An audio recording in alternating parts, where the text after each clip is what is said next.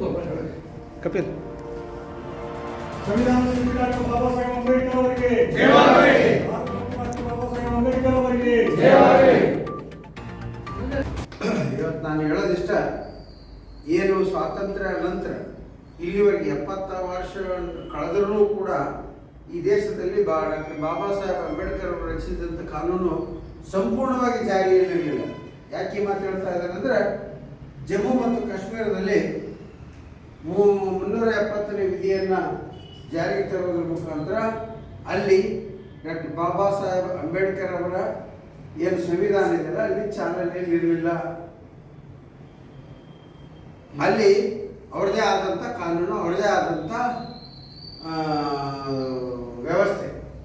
ಇದ್ದುದರಿಂದ ಇವತ್ತು ನಮ್ಮ ದೇಶದ ನೆಚ್ಚಿನ ಪ್ರಧಾನಮಂತ್ರಿ ನರೇಂದ್ರ ಮೋದಿಜಿಯವರು